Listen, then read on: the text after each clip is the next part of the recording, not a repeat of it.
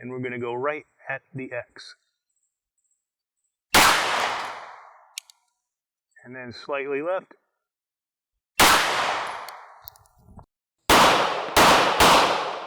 Hello everyone and welcome back to the channel. We're here at Ghost Town once again in Findlay, Ohio to demonstrate the stopping power of several different calibers. In a previous video, we ran some rounds through a refrigerator and into some chicken.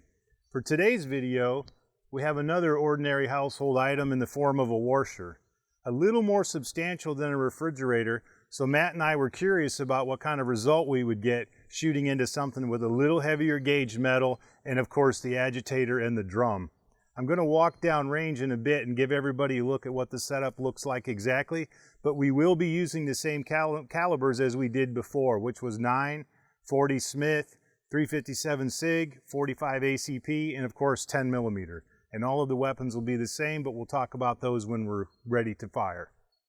So what we have is a normal everyday washer, agitator. If you look inside here, you're going to see we have propped up our poultry, once again wrapped in cellophane to keep it a little more together, and of course agitator and the drum. Very curious to see what's going to happen when all of this comes together, so to speak. So of course, then we have our 9 millimeter target hole, and then we'll try to lower the chicken as we progress through the calibers.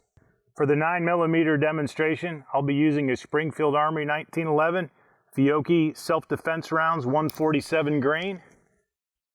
And we're going to go right at the X. And then slightly left. Weapons clear. We were right on the X for the first shot. I went away left for the second one. Hit the chicken, of course. You can see 2 impacts on the inside of the drum. Went through the agitator post, and we have one exit here, but you can tell over here just a dimple. So there is a 9 millimeter shell in here somewhere, which is actually good because it does illustrate the more substantial the target gets, of course, the more difficulty you have in actually running around all the way through the unit. For the 40 demonstration, I'll be using Remington Golden Saber 180 grain bonded and jacketed hollow point out of my CZ75 TAC Sport. And once again, we'll try to go right on the X. Left. For those of you who may not be aware, and if you have the means to pick up a tactical sport from CZ, I highly recommend. They are so choice. So this was our first impact with the 40, and the second one.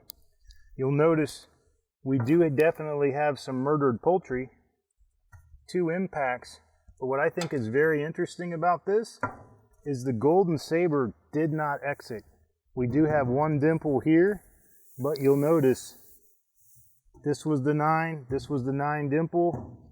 No discernible exits from either 40 Smith and Wesson round. Quite interesting. Not what I would expect, actually. We're going to use a Glock 31 chambered in SIG 357 next. 125 grain Speer Gold Dot. Excellent bullet. Had a lot of success with it in the past. On the X. And then left.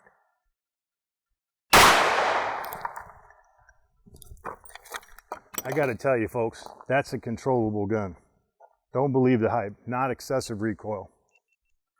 2 357 SIG holes, no exit on the back side, and there is a remnant of a bullet if we can kind of get the camera in there to see. It's right down there.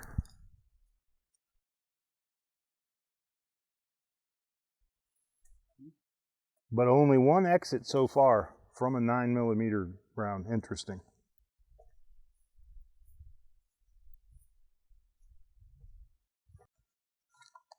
Moving on to 45 ACP.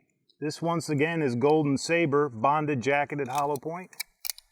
And I think interestingly enough, I'm not sure I actually stated this in a previous video, 230 grain SIG 1911 TacOps. Let's see what we get.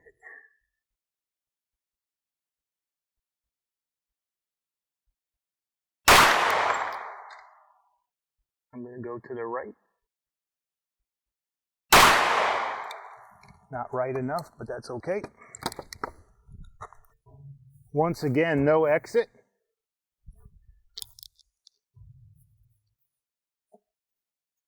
There are 2 neat holes here, but significantly, if Matt can bring the camera before I disturb, you'll notice this one seemed to come to rest, and this is a 45 caliber round, I can assure you.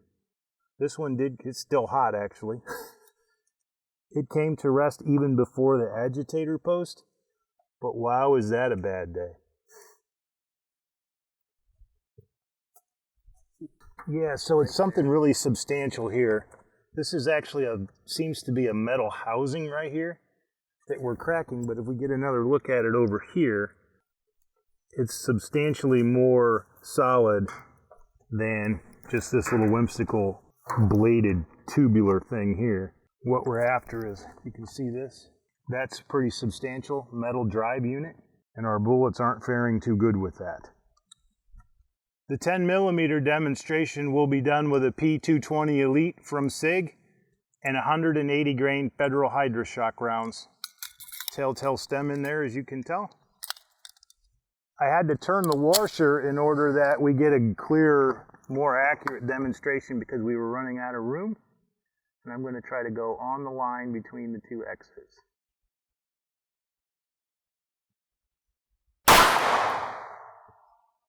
Slight up, and now I'll try to go down just a bit. Same shot hole. Got it.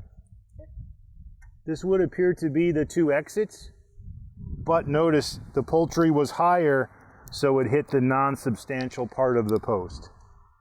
So when we stay high on the washer, they seem to exit.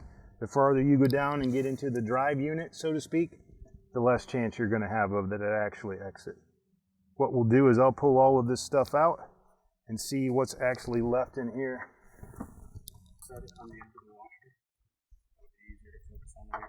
Your other 45.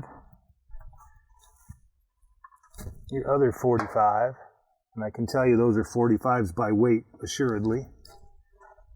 And here's another little mangled up feller, probably a 40, but unknown. I know one thing, I wouldn't hide in the washer, and if I was going to hide behind it, I would make sure that I was extremely low and close to the floor.